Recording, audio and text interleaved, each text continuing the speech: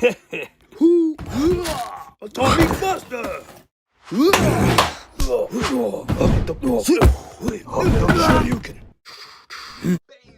up, y'all, and Happy New Year. We are back with my list for top 165 action figures of 2022. I have been waiting for you all day. I'm just joking. All right, so my top 14 list for 2022. Now, I know what you're thinking, 14, that's a lot, but my response to that is, have you been around in 2022? I got 16 honorable mentions that I'm going to be spreading out throughout the whole countdown, so I hope y'all like that. Hope y'all enjoy that. Shout outs to the people who subscribe to me, the people that leave comments, the people that drop likes. You guys rock. Now, let's get this countdown started. Starting off the countdown, we're gonna start it off with a couple honorable mentions. We have the Fresh Monkey Fiction Santa. I know some people wish these figures had more range, and that's kind of true for me too, but I think they move well enough for the price and the scope, and they have tons of fun to photograph and do stop motion, but my attachment to the figures is mostly based on when I was younger, or like movies and stuff like that. Range is why these figures aren't higher on my list, but I do love Big Bad Toy Store. Why don't go to the arcade? I stole this bike from your dad. He's so cool. Next, we have the McFarlane Toys Bane in the Gene Stella. Now, Bane, he's like the perfect Bane for me. I passed on the Storm Collectibles, but this guy's right here, his articulation, it really holds this figure back, man. But oh man, this figure looks so good. Gene Stella. Now, I think this figure actually came out late 2021, but I think I didn't ship my pile of loot till like January, so I'm gonna include this guy anyway. Oh man, gorgeous sculpt, great articulation mostly, and I think if I can get this guy to stand up, he'd be higher on my list. Next here we have the PC Toys Men in Black. Din, din, here come the Men in Black, Galaxy Defenders. Off the ball a little bit when they ain't include a ball joint at the head, but their likenesses is spot on. Pose pretty well and they got a good height. A little help here, Jay. And they also got some fair accessories. They're nice figures, just my attachment is kind of casual to Men in Black, and I can't really mess with these figures too much because of the white soft goods.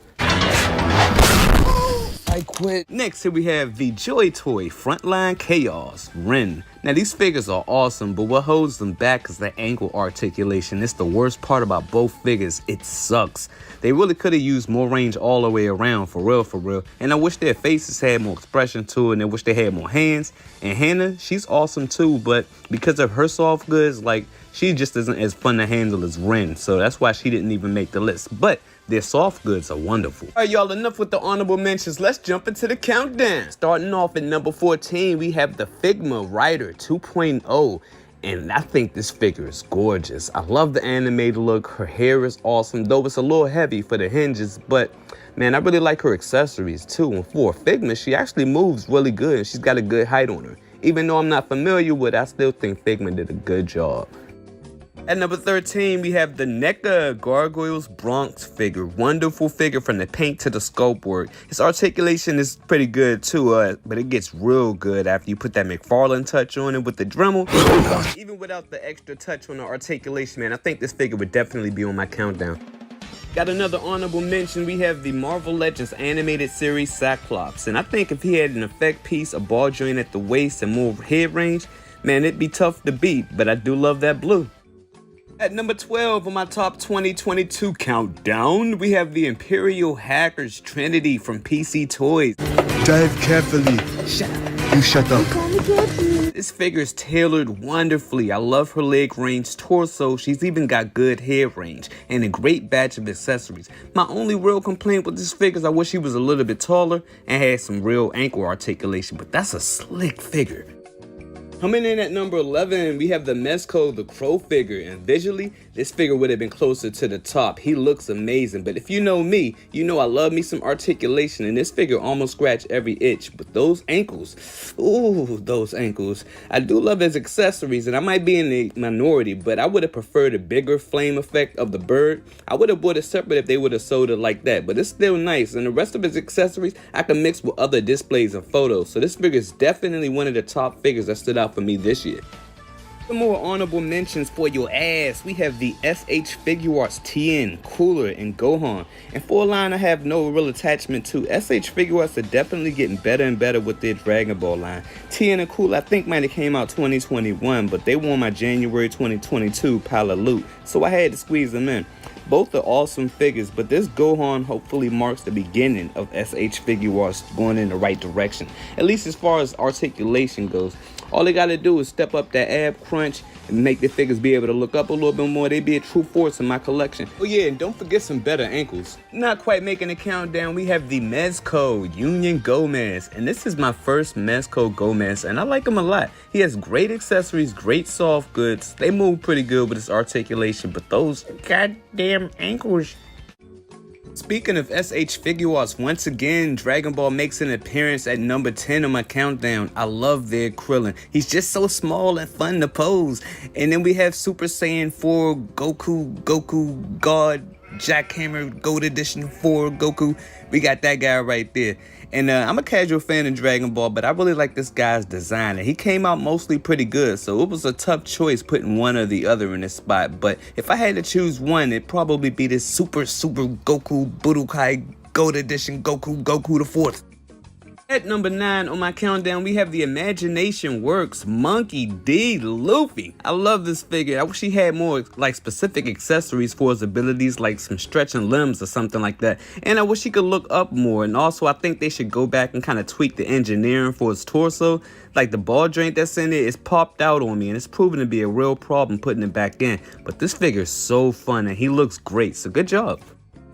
At number 8 on the countdown, we have the Marvel Legends 20th Anniversary Captain America, and this is a good offering from Hasbro. I love posing this guy around, and I think if he had a ball joint at the torso, he'd probably be my definitive cap, but he doesn't. Some more honorable mentions, we have the Mafex Dark Knight Returns Superman. Now, I'm not familiar with this specific character, but he is definitely fun. I love what they did with this cape. It's sturdy, it looks great, and the sculpt work is pretty good too, so Mafex did an awesome job. Next, we have the PC Toys Imperial Hackers Neo, and this figure is actually a pretty cool figure. The likeness is a little bit off, I'll give you that. As far as the accessories, he's got a great batch of accessories, though he could have used a little bit more range. Like, they definitely dropped the ball, not putting the ball joint at the head. I don't know why companies keep doing that, man. Just give me the balls. No balls. Good offering. He almost made the countdown. Coming in at number 7, we have the Storm Collectibles Tekken King. Now, you know Storm was due to make an appearance at one point on my countdown. I love Storm Collectibles, and their Tekken King figure is fan-freaking-tastic. I don't care much for the effect piece that they gave him, that little lariat effect. It's kind of whack, but I know the Storm is doing something different with the softness in their torsos. Like this one, it's a little more softer, and that kind of worries me a little bit. I'm worried about the durability in it. I am loving the articulation. I wish Storm Collectibles would start giving their figures calf swiveled up. We have a back-to-back banger here going on. Coming in at number 6, we have the Reupload Todoroki. And this figure is something to behold, man. If there's anybody that can do Todoroki good to where it's going to be completely satisfying to the collector, man, it's got to be freaking Reupload. I don't know who else could really do this figure like as good as they could. Accessories is great. The articulation is great. The paint job is great. I mean, it could look a little funky sometimes when you articulating the joints and such, but I mean, that's Reupload. It kind of comes with the territory, but this figure is freaking marvelous, and he's exactly where he needs to be on my countdown. Maximum Spider. Another honorable mention for y'all, we have the Mafex Black Suit Spider-Man. Now, I'm gonna be honest, man, I just got this figure like last week. Maybe it's that I haven't played with him long enough, but for some reason, man, he just wasn't enough to make the countdown. Maybe it's the fact that his legs kind of curve out a little bit. It doesn't look very fluid. They should have did like maybe a soft crotch piece or something like that. Plus, I ended up putting the McFarlane cuts on this guy just to give him a deeper ab crunch. Now I like him a little bit more, but just not enough. Moving into the top 5 of the countdown, we have the Storm Collectibles Kintaro. Now, Koruru from Samurai Shodown. And Storm don't miss, man. This Kintaro, ooh, one of a kind. Fun to pose. He looks great. The paint job is exquisite. I think his eyes look kind of weird though.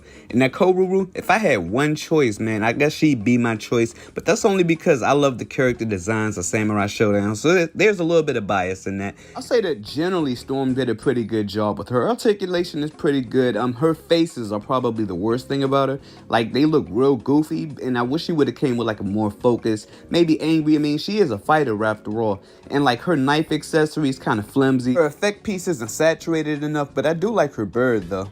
Some more honorable mentions, we have the Bro Toys Berserker Beretta.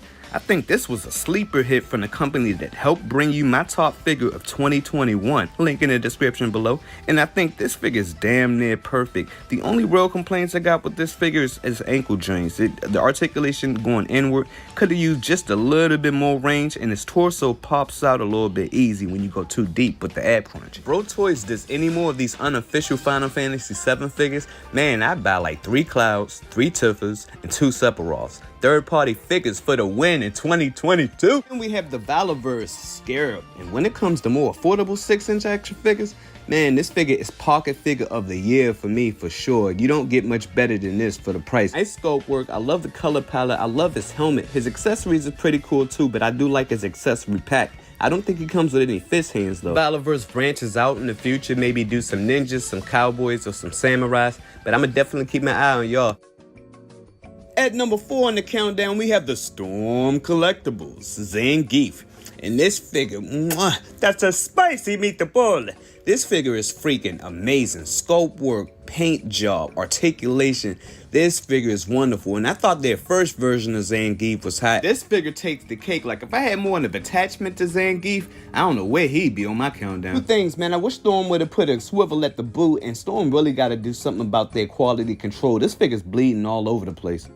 At number 3 on the countdown, you knew it was coming. We have the Mafex comic version Spider-Man. I think that's what it's called. And I know what you're gonna say. Oh, why are you gonna put the black suit in the honorable mentions and put the comic version in the countdown? He's better. And what it boils down to is I think I have more fun with this guy. I think his legs actually move a little bit more flesh than the black suit, and I like his color palette too. It might just be a simple repaint. I'm not too sure about that, but no real complaints about this Spider-Man other than his ab crunch could be a little bit deeper, but other than that, this figure's loads of fun. Hey, y'all getting tired of these honorable mentions? Because we are almost finished. We have the NECA Demona and the Memory Toys Prison King. If I had one choice, man, it'd probably be the Prison King, because if you need a good gorilla in your collection, this is as good as it's gonna get right here. And Demona, man, she is no slouch. Good sculpt work, decent articulation. The floppy wings is a problem. She almost made the countdown. Alright, y'all, we in the top 2, and here we have a double spot for the SH Figuarts Naruto and Kakashi. Now, I'm a casual fan of the anime Naruto, I promise, but these figures are exactly why it's a good time to be a collector. They are probably the most fun to mess around with from SH Figuarts in my collection. Kakashi being just a little bit better than Naruto, even though Naruto has better head range looking up. I couldn't do one or the other here, but if I had one choice, I'd choose Kakashi. Sensational.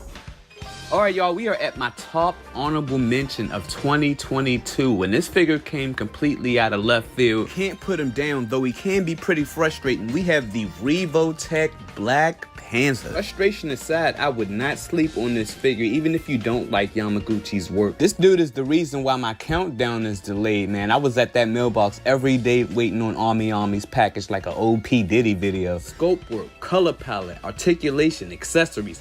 This figure is exceptional. Number 1.